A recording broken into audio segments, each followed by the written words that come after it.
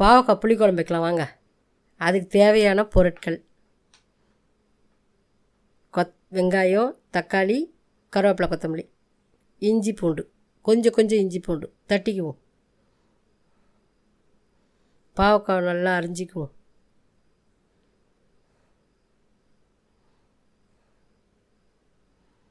நான் கொஞ்சம் பெருசாக அரிஞ்சிருக்கேன்.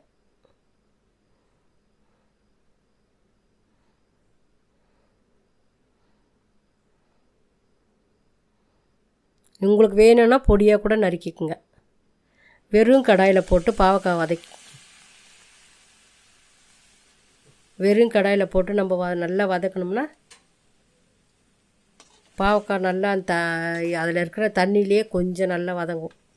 ஆயில் கீழ் எதுவும் வேண்டாம்.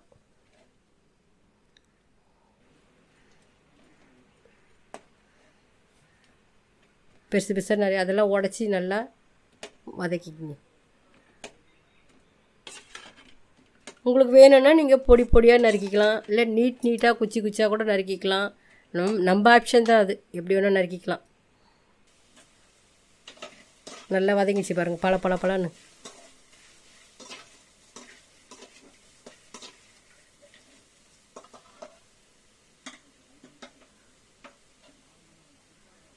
இந்த வதங்கள் போதும். தண்ணிலாம் ட்ரை ஆகிடுச்சுல, இது போதும். இப்போ கடாயை வச்சு ஒரு குழிக்கரண்டி எண்ணெய் ஊற்றி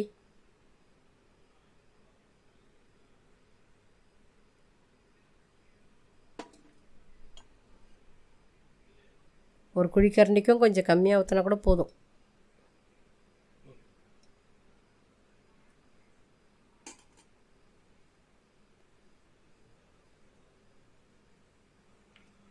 கொஞ்சம் கடுகு போட்டு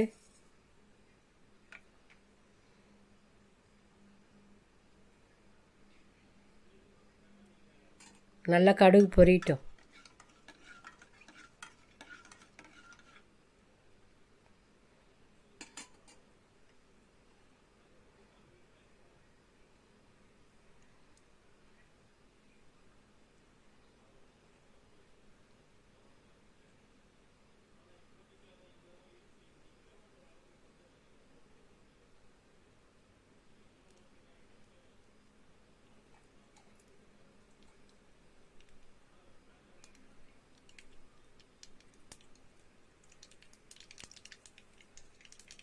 நல்லா கடுகு பொரிஞ்சதும் கொஞ்சம் சோம்பு ஆட் பண்ணிக்குவோம்.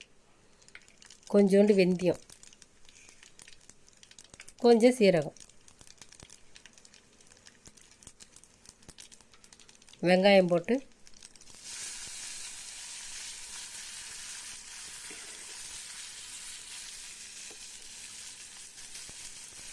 வெங்காயம், கருவேப்பிலை, கொத்தமல்லி போட்டு கொஞ்சம் வதக்குவோம்.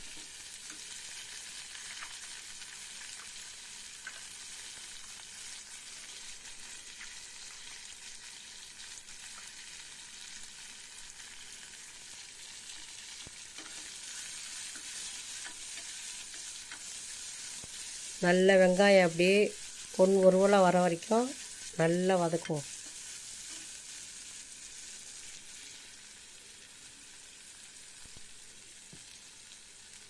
கொஞ்சம் கல் உப்பு,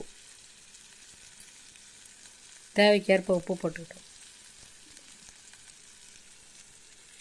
போட்டு நல்லா வதக்குவோம்.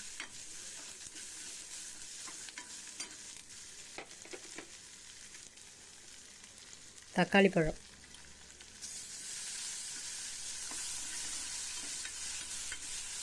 தக்காளி பழத்தையும் போட்டு நல்லா வதக்கிடுவோம்.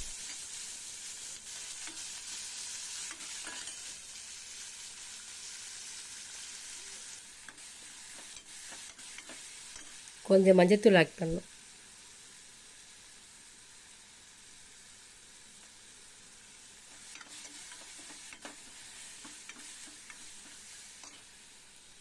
கொஞ்சம் மஞ்சத்தூள், இஞ்சி பூண்டு தட்டி வச்சுருக்கோம், அதையும் போட்டு நல்லா வதக்குவோம்.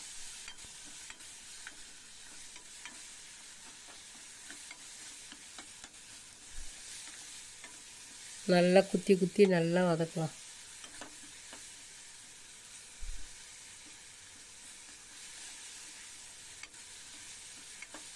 நம்ம பொடியாக நறுக்கியிருந்தோம்னா இவ்வளோ இது தேவை. நம்ம கொஞ்சம் பெருசாக நறுக்கிட்டதுனால குத்தி குத்தி குத்தி குத்தி நல்லா ஆழத்தை உடச்சி நல்லா பேஸ்ட் மாதிரி நல்லா வதக்குறோம். நீங்கள் பொடியாக வேணுன்னா கூட நறுக்கிக்கங்க.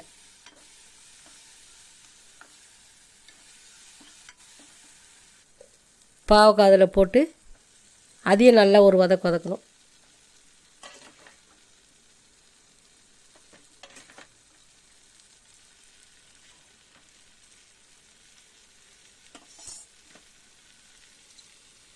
பாவக்காய் போட்டாச்சு.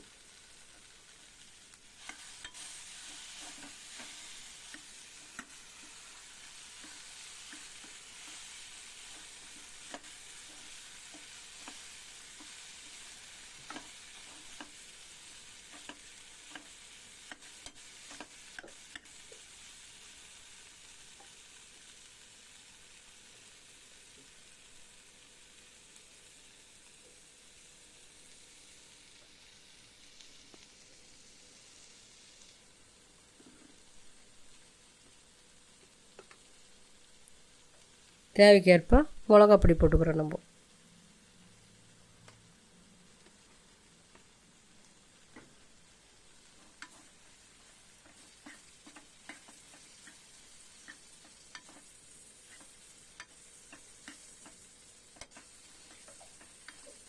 குழம்பு மிளகாத்தூள் போட்டு 2 கரண்டி புளி தண்ணி ஊற்றுவோம்.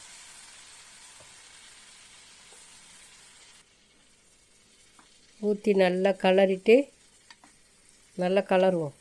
இப்போ நம்ம குழம்பு மிளகாத்தூள் புளி தண்ணி ஊற்றிட்டோம்.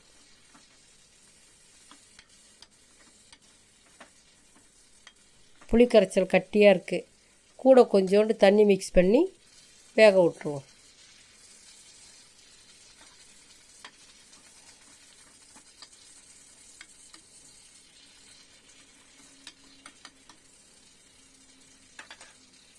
நல்லா மூடிட்டு ஒரு 5 மினிட்ஸ் நல்லா வேகட்டும்.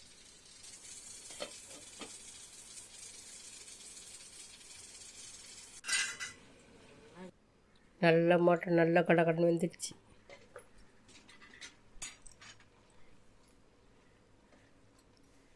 நல்லா பூ மாதிரி வெந்துடுச்சு பாருங்கள். பாவக்காய் அப்படியே ஒரு இதுவாக நல்லா சூப்பராக இது பாருங்கள்.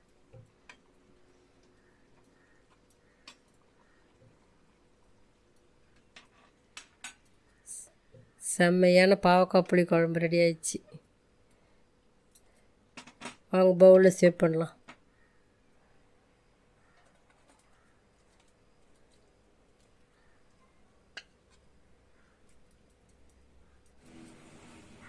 சூப்பரான பாவக்காய் புளி குழம்பு ரெடி. நீங்கள் செய்து பார்த்துட்டு எனக்கு சொல்லுங்கள். கருவேப்பிலை கொத்தமல்லி போட்டு சேவ் பண்ணிடலாம்.